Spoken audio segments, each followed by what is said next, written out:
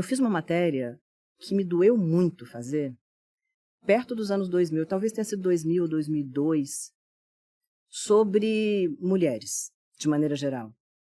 E eu entrevistei uma fonoaudióloga chamada Maruska Hamek, uma mulher muito interessante, tem coisas publicadas, ela já morreu, infelizmente, precocemente. E ela tinha uma tese, eu não lembro se era o doutorado dela, que ela fez ela entrevistou milhares de mulheres e perguntou para essas mulheres qual dessas vozes é a voz de poder. E ela gravou a mesma frase, Tati, me passa seu copo, por favor. Tati, me passa seu copo, por favor. Tati, me passa seu copo, por favor. E ela perguntava para mulheres qual era a voz de poder. E ela concluiu, não magicamente, que todas elas associavam a voz de poder à voz de padrão vocal masculino. Menos ar entre as palavras, voz mais grave, mais assertiva. E a pergunta seguinte era mais interessante. Bom, então, para você chegar ao poder, se você nasceu mulher, você tem que ter nascido com padrão vocal masculino? Ou imitar o homem. Ou você muda a sua voz?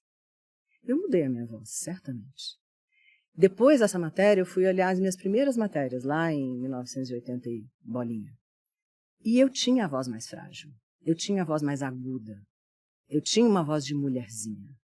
Então, eu não fiz isso conscientemente, óbvio, mas eu tenho uma voz mais grave hoje. Eu falo de maneira mais assertiva. Eu aprendi isso, não era assim.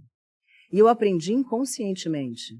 E é por isso que eu falo que tem padrões que você não estabelece porque você é uma pessoa má.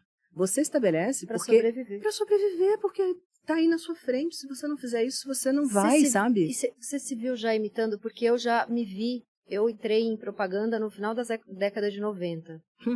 E ambiente de agência. Eu lembrando, eu fiquei uns 10 anos em agência. Eu lembrando, eu mudei comportamento, estilo de vestir, jeito de andar, jeito de falar. Eu entrava, grupinho de gente fazendo piada escrota, eu ia lá, fazia uma piada 10 vezes melhor. Essa é uma das coisas de que eu mais me arrependo, sabia? Isso, eu me arrependo. Eu fazia bullying, eu às vezes era meio agressiva. Porque isso era imitar, e não é imitar homem, é imitar homem babaca, isso que é pior. Bem-vindo aqui, amiga. Bem-vindo. Você se arrepende de coisas como de eu imitei homem idiota? Também. Como eu fiz isso? Como eu, para ser aceita num ambiente, apesar de ser pequena, com aparência de frágil, dizer eu sou tão Zé quanto você, eu fazia as piadas que eles faziam. E eu fazia sacaneando eles. Eu fazia para machucar eles, para dizer eu sou maior do que você, eu sou melhor do que você, eu posso fazer as mesmas coisas que você faz. É ruim. É ruim. Uma das coisas, sério, que mais me dói quando eu lembro, eu falo, puta, eu fazia isso, que horror, sabe?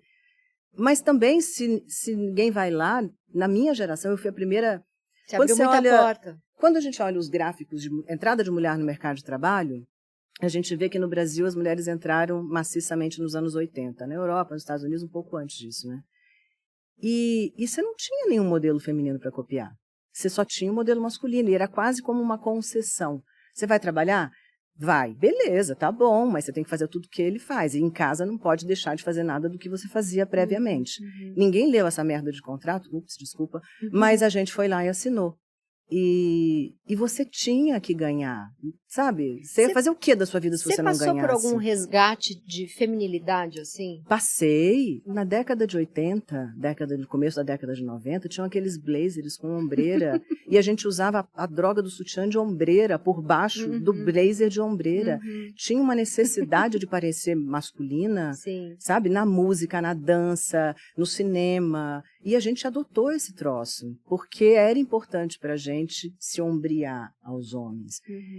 Quando eu comecei a fazer matérias, muito a partir do Afeganistão, ver toda a opressão e sem estabelecer juízo de valor sobre isso, porque é outra cultura, é outra história, são outras mulheres, a gente não pode impor padrões ocidentais para eles, é o meu ponto de vista, pelo menos. Mas eu comecei a pensar, mulher é mulher em qualquer lugar do mundo, depende de rede, dói desde pequenininha, todas as dores físicas e todas as dores emocionais, do jugo, da submissão. E eu comecei a me antenar para isso e pensar assim, mas então o que é a minha geração? Porque eu não fui limitada, quando eu era uma criança, ao meu papel feminino, não senta desse jeito, sabe? Não abre a perna, menina, não tive isso. Eu não fui cobrada disso pelo meu pai, basicamente. Eu não entendia direito onde estava a questão. E eu comecei a conversar com as mulheres que, como eu, entraram no mercado de trabalho nos anos 80, e todas elas tinham um buraco gigantesco, que era aquilo de que elas abdicaram para chegar até ali.